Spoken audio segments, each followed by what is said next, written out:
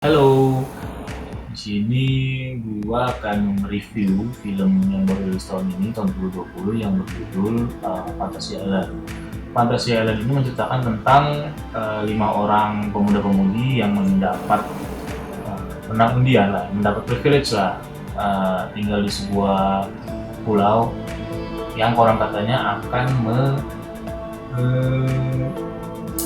mengabulkan semua permintaan dari orang-orang ini, 5 orang ini, pemuda-pemudi ini, dan ternyata permintaan mereka dikabulkan, tapi ternyata itu menjadi masalah untuk mereka sendiri. Nah, rangkumannya cerita diawali oleh adegan di mana ada seorang perempuan yang sedang dikejar oleh penculik. Perempuan itu bernama Sloan, nanti kita akan ketahui ketika di dalam film namanya Portia Double Day. Kemudian adegan berpindah pada sebuah pesawat turun ke sebuah pulau. Lalu pelayan hotel yang bernama Julia, yang diperankan oleh Pariza Henry, menyambut mereka. Ternyata penumpang itu adalah 5 orang yang terpilih untuk menginap di Fantasy Island. Orang-orang itu adalah Gwen, diperankan oleh Maggie Q, Melanie diperankan oleh Lucy Hale, Brax dibitangi oleh Jimmy Young, Patrick Austin Stowell, dan Gideon Ryan Hansen. Pulau tersebut dimiliki oleh Mr. Rowe, yang diperankan oleh Michael Pena, yang konon katanya sudah lama sekali membeli pulau tersebut dari suku asli pulau. Julia menjelaskan kepada mereka bahwa ini adalah pulau yang akan mengabulkan semua permintaan orang-orang tersebut dan menginap tanpa membayar sepeserpun. Nah, Ben dan Patrick dibawa nih sama pelayan ke kamarnya. Nah, saat itu juga Gwen dikejutkan adanya jejak kaki di kamar dia dan seseorang yang berwarna hitam yang tiba-tiba menghilang dari kamarnya. Singkat cerita, mereka pun bertemu dengan Rob. Sebelumnya, mereka sudah mengisi kuesioner tentang apa fantasi mereka masing-masing. Rob juga mengatakan kalau fantasi mereka akan jadi kenyataan dan mereka harus menjalaninya sampai selesai.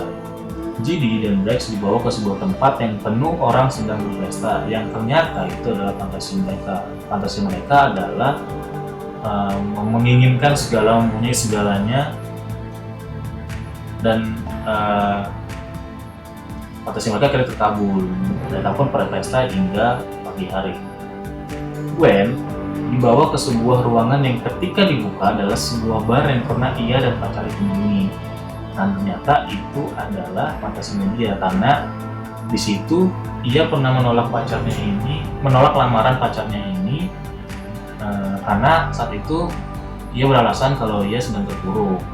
Nah, saat itu kita nggak tahu tuh kalau misalnya terpuruk itu kenapa. Oleh karena itu fantasinya adalah ia ingin memperbaiki hubungan itu dan ingin menerima lamaran pacarnya. Dia pun menerima lamaran pacarnya dan mempunyai seorang anak perempuan. Lalu ada Melanie, fantasinya adalah ingin membalas dendam dengan teman lamanya karena dulu ia sering dibully olehnya. Dia masuk lift ke lantai paling bawah dan menemukan sebuah ruangan yang berisi tombol-tombol penyiksaan. Dan ada Sloan dalam ruangan itu. Sloan itu orang yang pertama kali ada di film ini ya, di film Fantasy Island ini. Ternyata orang itu adalah orang yang dulu sering bully si Melanie ini. Sloan berada di dalam akuarium dan dalam keadaan terikat. Melanie bisa melihat dia, tapi Sloan tidak bisa melihat Melanie. Melanie pun memainkan alat tersebut dan berhasil menyiksa Sloan hingga sebuah algojo atau dokter gila ya, masuk dan menyayat tangan Sloan. Melanie yang sadar ini adalah sesuatu yang salah, dia tidak menginginkan ternyata dia tidak menginginkan bulian seperti itu, bulian yang sadis. Terus dia merasa dia yang salah, dia langsung berusaha nyelamatin Sloan nih dan berhasil membawa si Sloan kabur dengan cara jatuhnya dia menyetrum dengan memakai tombol itu, tapi menyetrum si dokter gila ini. Tapi Melanie lalu si Sloan nanya sama si Melanie, kok lo bisa ada di sini? Terus si Melanie bohong kalau misalnya dia juga korban penculikan sama kayak si Sloan. Lalu kita akan beralih ke fantasinya Patrick.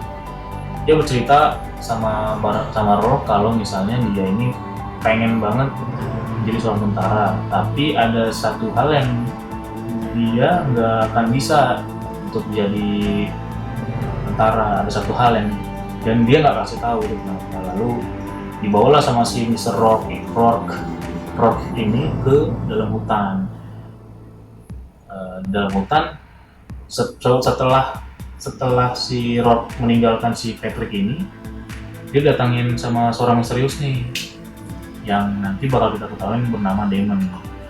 Dia bilang kalau misalnya lu harus pergi dari sini, kalau enggak lu semua akan meninggal gitu. Terus dia menghilang karena dia merasa kok ada banyak orang di sini gitu. Dan benar aja ternyata ada sekelompok tentara yang ada di situ dan menangkap si Patrick. Beralih ke cerita J.D. dan Brax, villa yang ditempati mereka nih ternyata didatengin penjahat. Orang-orang pada ditembakin, si J.D. dan Brax ini kabur. Si Brax mencoba untuk menelpon Mr. Rourke. Ditelepon lah tuh si Mr. Rourke. Setelah ditelepon, dijawab sama Mr. Rourke. Brax nanya, ini ada yang salah nih, kok jadi beneran, kok jadi ada tembak-tembakan. Terus si Rourke bilang, oh itu realita lu harus jalanin. Oh kok nggak bisa, kata si Brax gitu. Oh kok nggak bisa, gini-gini. Si Rourke bilang, enggak, lu harus jalanin, ditutup. Plus udah akhirnya karena si J.D. dan Brax ini orang yang mungkin nggak bisa bertarung, akhirnya ya udah, akhirnya ditawan. Terus beralih ke cerita Melanie lagi. Melanie dan Sloan ini akhirnya ke hutan. Mereka ke hutan menghindari kejaran dari si Algojo ini, karena dia merasa ini Algojo masih hidup gitu. Nah di tengah perjalanan dia bertemu sama Damon nih. Dan di sini dia memperkenalkan diri kalau misalnya dia ini adalah Damon, mantan orang yang pernah ada di pulau itu, sama seperti mereka lah, kamu. Di situ dia ngebawa si Sloan sama si Melanie ke sebuah gua yang ternyata di dalam gua itu ada batu fantasi. Nah batu inilah yang bikin mereka semua tuh mimpinya bisa jadi kenyataan. Nah di sini juga lah Melanie akhirnya ketahuan kalau misalnya fantasinya dia itu ya ngebully, balas dendam sama si Sloan. Dan terjadi pertempuran hebat. Dia melerai, dia bilang, lu bisa keluar dari sini dengan nomor telepon ini, kata dia. Dia ngasih kontak temennya, coba tolong telepon kontaknya. Lu harus pulang lagi ke villa dan coba untuk menelpon, dan coba untuk bilang ke Rourke minta pinjam telepon dan lu telepon orang ini, dan dia akan menolong kalian, jadi gitu. Nah, akhirnya mereka dibawa mereka bertiga berjalan lagi lah mau untuk balik ke villa. Nah di pertengahan jalan ternyata si dokter gila ini masih ada, bos. Ini masih ada. Ya mau nggak mau Damon harus merelakan dirinya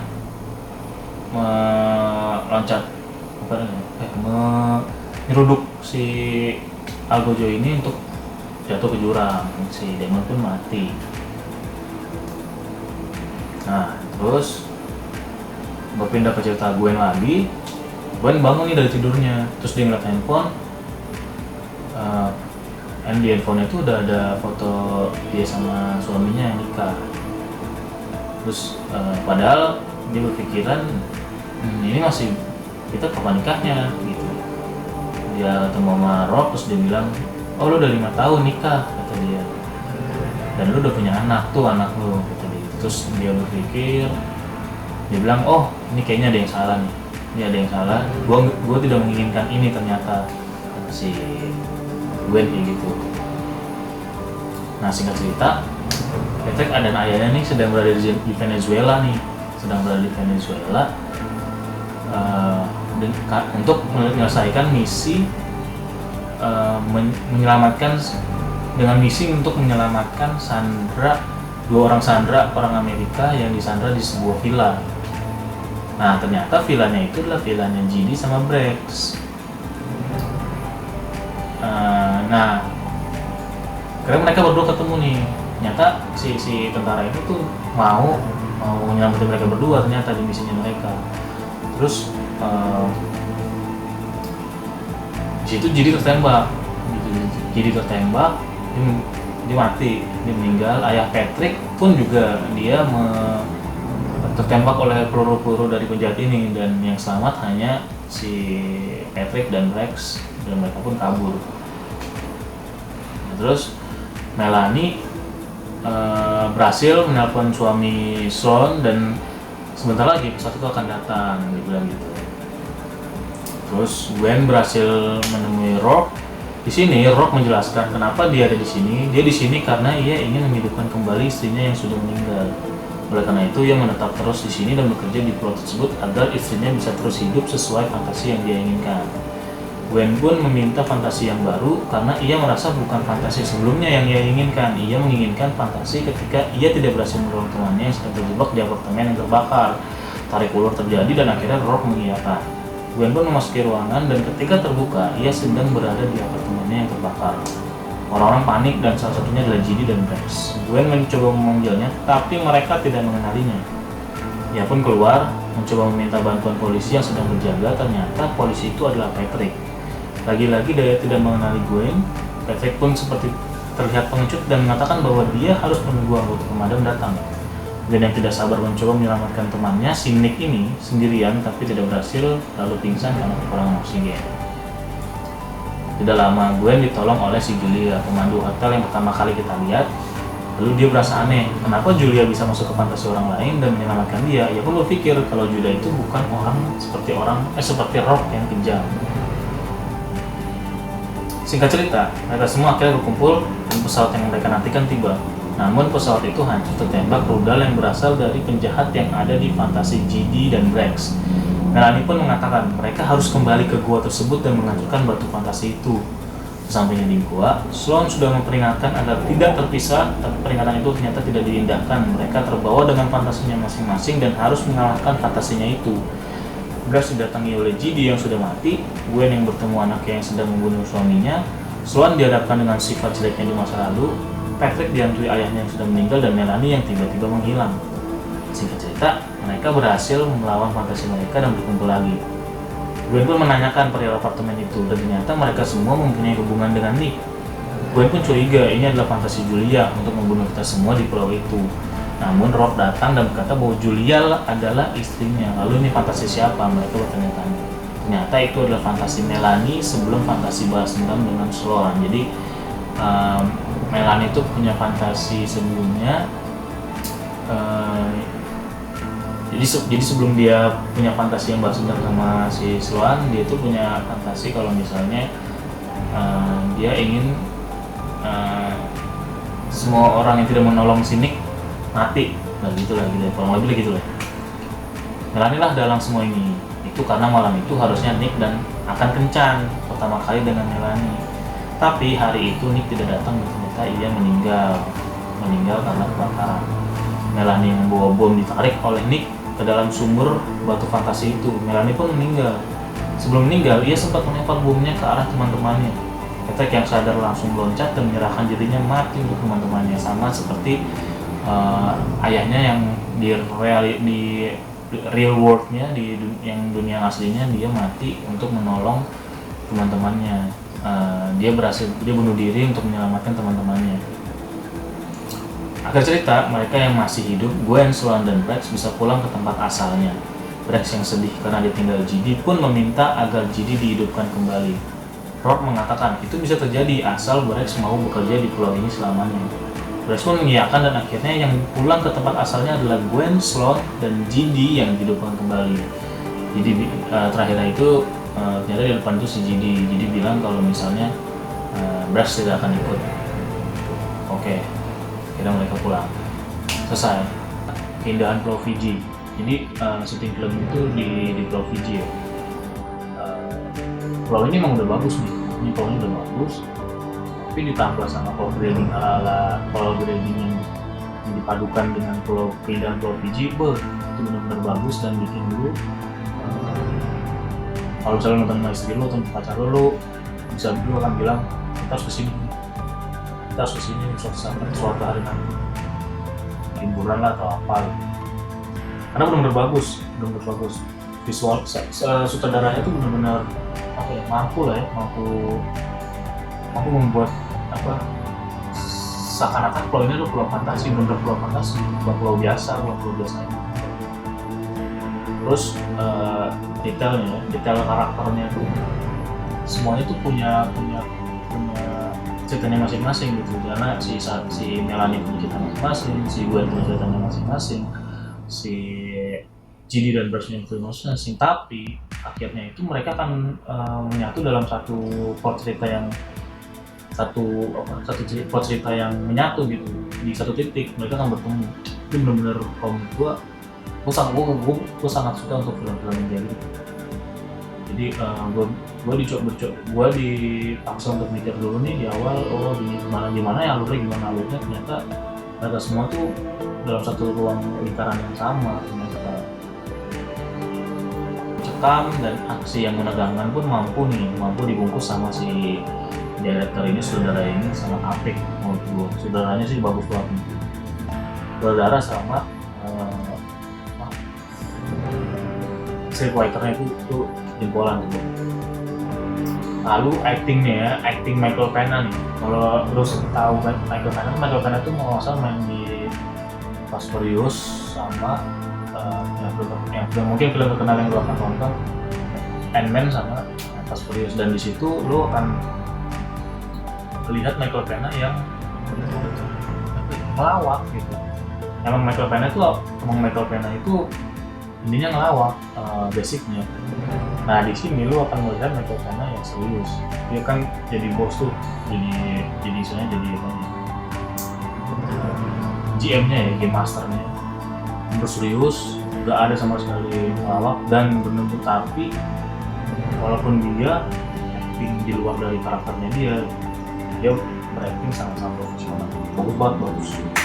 Kalau pengen lihat pribadi dia yang serius kayak gitu di film ini. Terakhir makna yang gue dapet dari film ini, menurut gue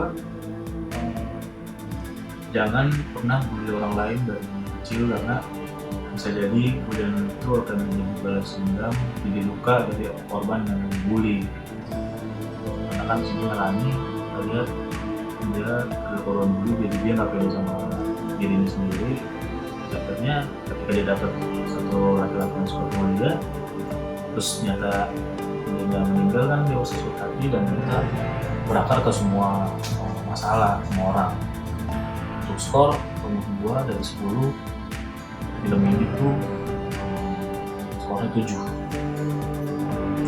udah cukup bagus. Dan itu aja, itu udah nonton, jangan lupa like, subscribe, dan komen.